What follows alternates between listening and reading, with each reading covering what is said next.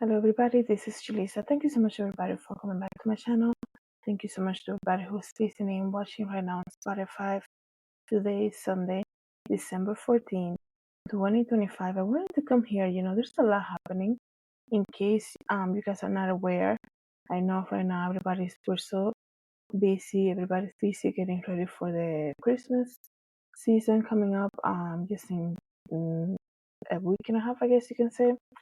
And there's a lot happening, but there has been a lot of shootings and a lot of like a lot of crimes towards the end of the year, which is I know it's not new, but it's like it seemed to things to have been going kind of good after like October, I guess you can say, meaning like the less negative events that have been happening. I'm gonna speak about the stabbing though that happened at Macy's Herald Square store. It happened last week, which is it's very crazy, and I think we should speak about it because this is how we have to live our lives now. Be just aware, even if you're in the restroom at a store, a famous store like that, right? Before I continue, I want to say thank you so much to everybody who has been subscribing on YouTube. Thank you guys so much for subscribing and sharing the channel. And of course, everybody who has been following the podcast on Spotify, thank you guys so much for being here. So, if you guys haven't heard yet, a mother was in the changing room in the restroom at Macy's 34th Street store, and she was just changing her baby. Imagine this, right? Changing her baby, and somebody came behind her and started stabbing her. Okay, that is crazy.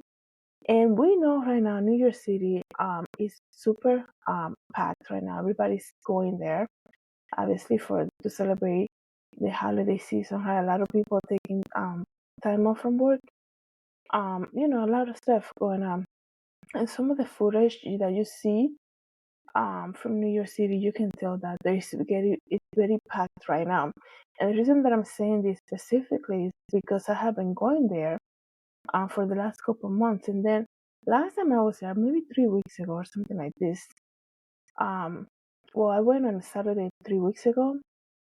I noticed something. I'm like, I need to stop coming because it's just too much. A lot of people, you can hardly even like walk. It depends obviously where you're going. So it's very packed right now, right? The same thing with the trains, right? Because obviously everybody's trying to celebrate the holiday season. And because it's so packed like that, the bathroom lines are longer to, in iconic places, obviously.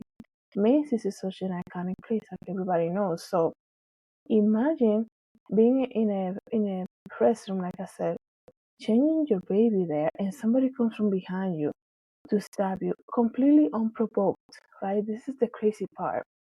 Completely unprovoked. And I cannot imagine like a busy bathroom, right? Ladies' bathroom, and then something like this happened, the chaos that probably unfolded. So let me read to you guys some more information about what happened. It says here that this was the update, but that I was gonna probably read you that in a moment.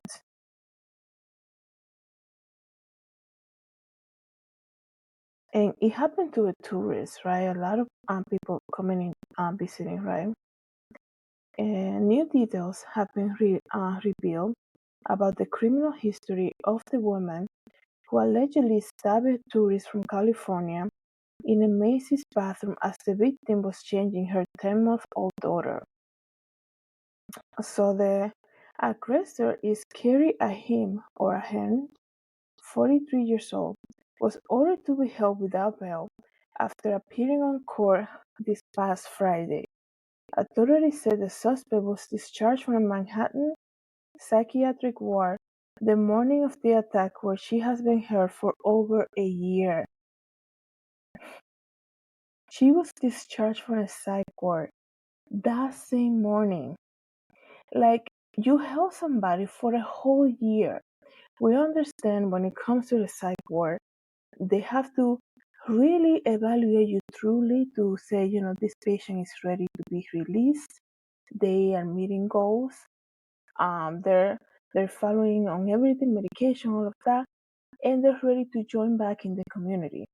They released this woman after being held for a year, not 3 weeks that you can say, oh, maybe somebody made a huge mistake.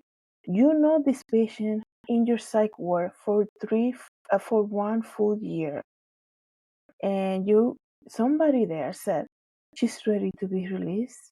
So that same morning, she gets released. The same day, she goes into a busy store and stabs somebody unprovoked.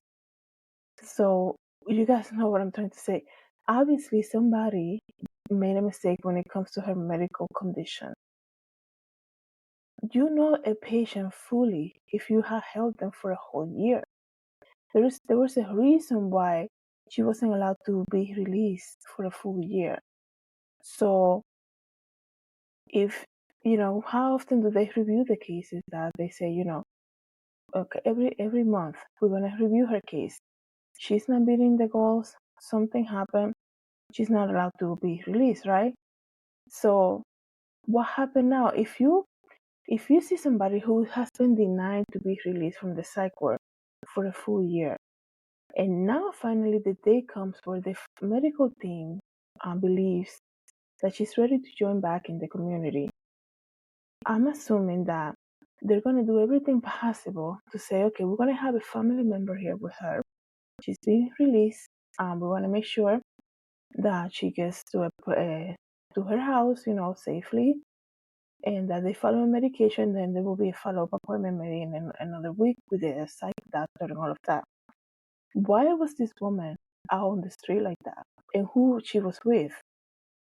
So this is crazy. Authorities say that the suspect was discharged from Manhattan Psychiatric Ward that morning. The incident happened Thursday afternoon, just before 3 p.m., at the flagship store during the heart of the holiday shopping season. Prosecutors said that she entered the Macy's bathroom on the 7th floor and stabbed the victim, causing the baby to fall from the changing table to the floor. Thanks be to God, the baby was not injured. Imagine the fear. Oh my gosh, I cannot even think about it. Like, that's chaotic right there. The victim managed to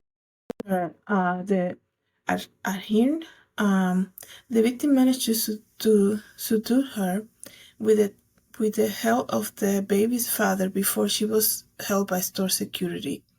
The 30-year-old victim who was visiting from California was stabbed in the back and slashed in the arm and was taken to the hospital where she was said to be stable.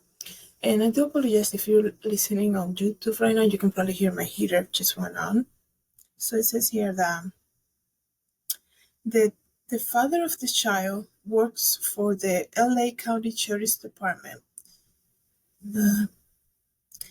Ahir told authorities that voices in her head told her to harm somebody. I'm being very discreet when it comes to the words that I'm using here. She said that she heard voices in her head telling her to do this, basically. And if she didn't do it, then she will be taken care of, basically. She will be, something bad was going to happen to her.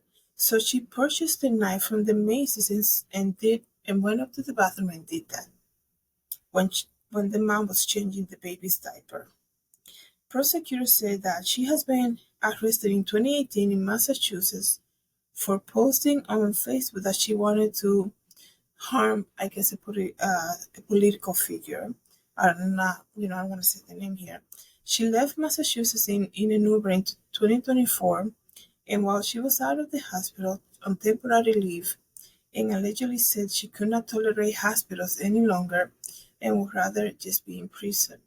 She is charged with attempted murder in connection with the seemingly unprovoked attack. She told a judge who ordered her behind bars without bail that she doesn't want to go into another hospital because they did not help her. A Macy spokesperson released a statement saying, "We are deeply saddened about the incident that took place today, as the safety of our customers and colleagues is our top priority. We kindly defer any further questions to the local authorities." And she has a court day. The aggressor has this court day coming up on December 17th. And if she's convicted of the top charge of attempted murder, she faces up to 25 years in prison. So obviously, this is somebody who has a very long history with the law and going through psych wards and all of that. It's unfortunate that there hasn't been kind of like a social worker to basically take her case and find her housing dedicated, like an institute dedicated to for her to be living there, to be follow up on her medication, before she's able to go back to join the community, right? Because she said she was in a psych ward. Usually that's a temporary thing, right? So I wondered why it wasn't she wasn't if she was not ready to be released. Apparently she wasn't, obviously. Somebody make a medical mistake right here because whoever evaluated her whoever evaluated her on Saturday and said she's ready to join back to the community made a huge mistake, obviously, because of her action proof otherwise, right? She was not safe to be released at all. She wasn't ready to do that. So I wonder if you have a patient for a whole year in a psych ward, there was no intervention, meaning like, okay, this is usually a housing for a temporary housing until she gets better. But if there's no improvement, she has to be moved to a more permanent situation where she can be watched, with more staff and like I think they call what are those places where they move people like that. It's not a rehab center. Maybe it could be called a rehab center. It's a housing place that they get, like an institute, they get their medication, they viewed by doctors on a daily basis, and they move from the psych ward because that's more for like immediate temporary housing that people need, right? From the hospital to the psych ward, this like this. She said she got tired of hospitals that they're not helping her. So now I'm sure this investigation is going to require a psych doctor, her social worker, her PCP, right? All of those people involved, her medical care team, because obviously this woman was not ready to be released. Um, and, I wonder where her family is. That's why it's like they say that she was up in Massachusetts and she moved in 2018 and somehow ended up in a psych ward in New York City.